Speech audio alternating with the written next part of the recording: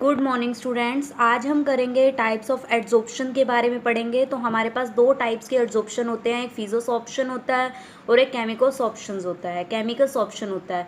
तो फिज़ोसॉर्प्शन और केमिकोसॉर्प्शन से क्या होगा, हमें वर्ड से ही पढ़ नेम केमी से पता लग रहा है कि यहाँ पर हमारे पास केमिकल बॉन्ड फॉर्म्ड होगा।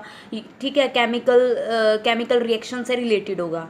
ठीक है, यहाँ पर हमारे पास फिज़ोसॉर्प्शन से मतलब है कि हमें फिजिकल से रिलेटेड होगा। ठीक है, तो यहाँ पे जो वर्ड है यहाँ पर हम कह सकते हैं कि ये डिपेंड करेगा अगर हमारे पास कौन सा टाइप्स का नेचर है। अगर हमारे पास एड्जॉर्बेट और एड्जॉर्बेंट का नेचर मतलब उनकी फोर्सेस ऑफ नेचर के ऊपर डिपेंड करेगा। अगर उनका नेचर, उनके बीच में फोर्सेस अगर वीक है तो कौन सा एड्जॉर्प्शन होगा, और अगर स्ट्रॉन्ग है तो कौन सा सॉप्शन होगा। देखो, हमारे पास आपने पहले पढ़ा हुआ है, अपनी 11th क्लास में पढ़ा हुआ है वेंडरवल फोर्सेस और कोवेलेंट बॉन्ड के बारे में पढ़ा है। अगर आपको कह दे कि वेंडरवल फोर्सेस और कोवेलेंट बॉन्ड में से आप बताओ कि कौन सा स्ट्रॉन्ग है, तो आप क्या कहोगे? आप यही कहोगे कि मैम कोवेलेंट बॉन्ड स्ट्रॉन्ग है ना। तो देखो, अब यहाँ से अब टॉपिक मेन कोवेलेंट बॉन्ड यहाँ पर स्ट्रॉन्ग होगा।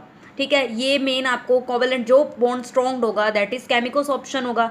तो यहाँ पे देखो, depending upon the nature of force between adsorbate and adsorbent D है, यहाँ पे हर जगह आपका डी वर्ड ही मिलेगा।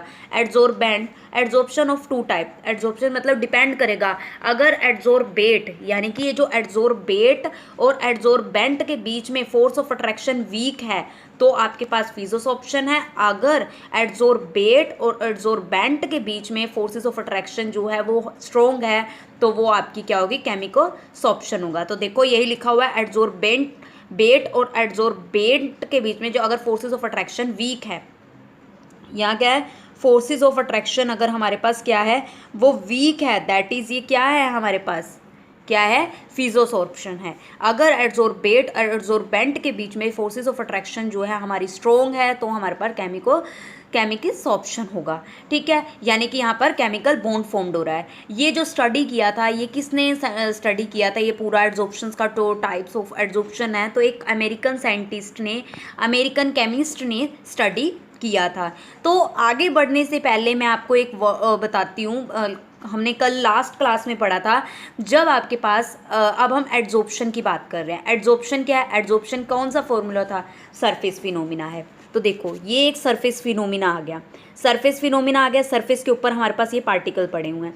अगर मैं एक पार्टिकल 1 मोल ऑफ पार्टिकल अगर मैं इसके ऊपर डालती हूँ ये यहाँ पे अनस्टेबल थे जब हमने करा था कि यहाँ पर सरफेस के मॉलिक्यूल्स थे तो यहाँ पर अनस्टेबल थे, और यहाँ पे अगर मैंने ये डाल दिया, फोर्स ऑफ अट्रैक्शन डाल दिया है तो यहाँ पे एक एनर्जी रिलीज हो रही थी, तो एनर्जी रिलीज हो गई यानी कि एक्सोथर्मिक रिएक्शन हो गई। सेम अगर मैं कह दूँ कि मैंने अगर यहाँ पर 1 मोल ऑफ एब्जॉर्बेट, अगर 1 मोल ऑफ एब्जॉर्बेट अगर मैंने 1 मोल ऑफ एब्जॉर्बेट अगर मैंने इसके अंदर किसके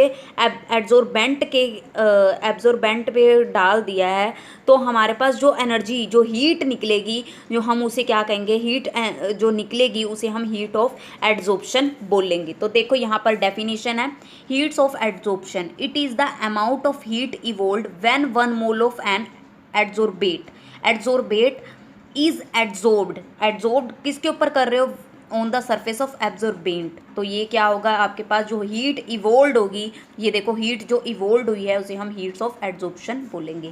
देन हम करेंगे डिफरेंस बिटवीन, किस किस के बीच में डिफरेंस, केमिकोसॉर्प्शन और फिज़ोसॉर्प्शन। तो देखिए, यहाँ पर फिज़ोसॉर्प्शन है और केमिकोसॉर्प्शन है। तो केमिकोसॉर्प्शन पहले हम पढ़ेंगे, the molecules are attracted to the surface simply by van der Waals forces जहाँ पे आपको दिख रही हैं वहाँ पे वीक फोर्सेस दिख रही हैं। द मोलिक्यूल्स, इसके जो मोलिक्यूल्स होंगे सरफेस के पे वो सिंपली अट्रैक्टेड होंगे वेंडरवल फोर्सेस में, यानी कि एड्जॉर्बेंट और एब्जॉर्बेंट जो होंगे वो किस फोर्सेस के द्वारा होंगे, वेंडरवल फोर्सेस होगी इसमें। The molecules are held by surface by chemical bond या फिर कोवेलेंट बॉन्ड भी कह सकते हैं, फॉर्मिंग सरफेस कंपाउंड्स यहाँ पर। और ये आपको पता है वेंडरवल फोर्सेस क्या होती है, वीक होती है, तो ये रिलेटिवली क्या होगा, वीक फिनोमिना। केमिकल बॉन्ड जो होते हैं वो स्ट्रॉन्ग होते हैं तो आपको रिलेटिवली क्या होंगे, ये स्ट्रॉन्ग फिनोमिना होगा। यानी कि यहाँ पे अगर हम बात करें हीट्स ऑफ एड्जॉर्प्शन की बात करें तो यहाँ पर लो होगी, एंड जो इसकी लाई ये किस किस के बीच में लाई करेगी, 20 to 40 kilo joule mall inverse में। अब यहाँ पे हीट ऑफ एड्जॉर्प्शन अगर यहाँ लो है तो यहाँ पर हाई होगी।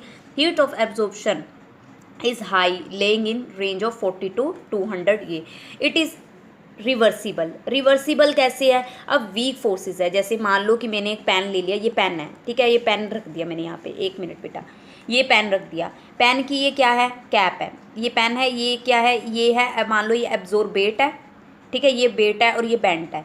जब मैंने इसके साथ ये ऐसे कर दिया, ये ऐसे कर दिया, तो ये प्रोसेस होगी। क्या मैं ये प्रोसेस को दोबारा कर सकती हूँ, अलग कर दिया, देखो ये करके दिखा दिया, ये कर दिया, फिर ये क्या है, रिवर्सिबल है, और ठीक है, ये रिवर्सिबल होगी। It is irreversible.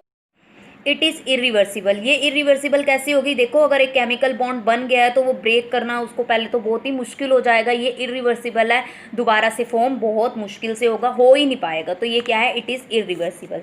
It involves the formation of multi layers of adsorbed particle. इसमें क्या होगी, एड्जॉर्ब्ड पार्टिकल की मल्टी लेयर्स बन सकती है, बट यहाँ पर क्या होगी, एक ही लेयर बनेगी, ठीक है। It involves the formation of mono layer of adsorbed particle. It is not specific in nature. ये स्पेसिफिक नहीं है, ये कहीं पे भी मतलब हो जाता है। हिंस में be found in all instance, कहीं पे भी हो सकता है। ये क्या होगा, अब केमिकोसॉर्प्शन है कि केमिकोसॉर्प्शन क्या है कि ये केमिकोसॉर्प्शन में मैंने अभी आपको बात बताई थी कि ये अगर केमिकल बॉन्ड होगा, अगर केमिकल बॉन्ड दिख रहा है या कोवलेंट बॉन्ड बनेगा तभी ये केमिकोसॉर्प्शन होगी, अदरवाइज नहीं होगी। तो ये देखो, it is specific in nature, ये स्पेसिफिक इन नेचर है। Occur only when there is a tendency to form, अगर इसके पास टेंडेंसी होगी केमिकल बॉन्ड की।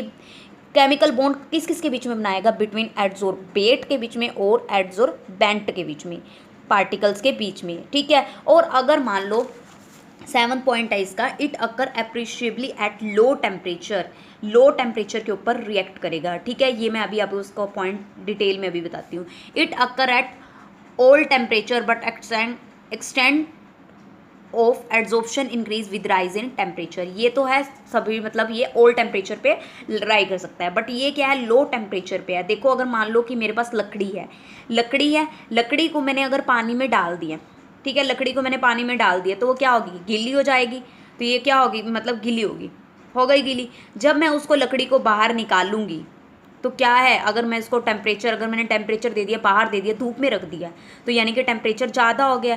तो ये क्या है, हीट ऑफ एड्जॉर्प्शन, यहाँ पर एक्सटेंट ऑफ एड्जॉर्प्शन क्या होगी, डिक्रीज होगी। लकड़ी तो सूख ही गई है ना, देखो यही है। The it occur appreciably at low temperature, the extent of adsorption decrease as the temperature of surface is increased, ठीक है। एग्जाम्पल ऑफ फिजोसॉर्प्शन, फिजोसॉर्प्शंस के एग्जाम्पल जो हैं हमारे पास, various gases on charcoal, adsorption of various gases on the charcoal. और example chemisorptions के, जैसे हाइड्रोजनेशन करते हैं हम, अगर मान लो मैंने ये इथीन मोलिक्यूल बनाया हुआ है, इथीन मोलिक्यूल है, इथीन के ऊपर अगर हम हाइड्रोजनेशन करते हैं तो ये इसका बॉन्ड टूट के वही यहाँ पर देखो, मान लो ये डबल बॉन्ड है, ये देखो ये है इथीन मोलिक्यूल है, ठीक है, ये इथीन है। अगर हम हाइड्रोजनेशन करेंगे, हाइड्रोजनेशन का मतलब हाइड्रोजनेशन निकल और प्लैटिनम की प्रेजेंस में होगा, एक हाइड्रोजन यहाँ अटैक्ट होगा, ये अट्रैक्ट होगा, ये बॉन्ड जो होगा वो ब्रेक होगा और उसकी वैलेंसीज हम जो पूरी करेंगे।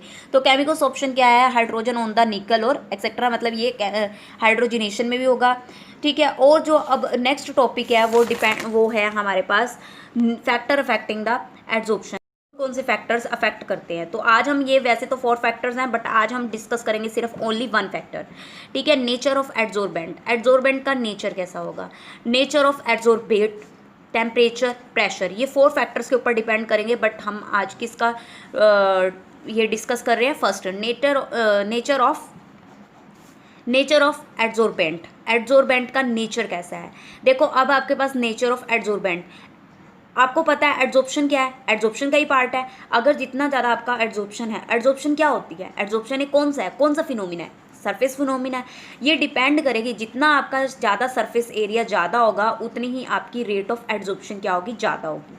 देखो यही बात, देखो यहीं पे लिख रखी है, adsorption is surface phenomena, it depend upon the surface area of adsorbent, adsorbent के, यानी कि जितना आपका सरफेस एरिया होगा उतनी ही रेट ऑफ एड्जॉर्प्शन होगी। जैसे मान लो मैंने एक बकेट ले ली, एक मतलब एग्जांपल के लिए मैं आपको क्या दूं कि 2 गिलास ले लो, 2 गिलास ले लो, उसमें दोनों गिलासों में सेम मतलब जितने, मान लो 2 गिलास है, दोनों गिलास में आपने कितना पानी ले लिया है, मान लो 5 लीटर ले लिया, 5 लीटर, उसमें काफ़ी बड़ा ले लो गिलास, ठीक है, 5 लीटर, या फिर आप मान लो 5 ml ले लो, सॉरी 50 ml ले लो, 50 ml वाटर ले लिया इस एक गिलास में, दूसरा ही ले लिया 50 ml उसमें ले लिया। अगर मैं कह दूं कि इसमें से रेट ऑफ एड्जॉर्प्शन कौन सा मतलब ईजिली एड्जॉर्ब हो जाएगा, ईजिली वेपराइज हो जाएगा, भी एक गिलास ले लिया, ठीक है, गिलास तो मैंने आपको एक बोल लिया कि 50 ml एक इसके अंदर है, एक 50 ml इसके अंदर है, और एक 50 ml इसके अंदर है। ये वाला जो 50 ml है ना, ये मैंने फर्श के ऊपर गिरा दिया, फ्लोर के ऊपर गिरा दिया,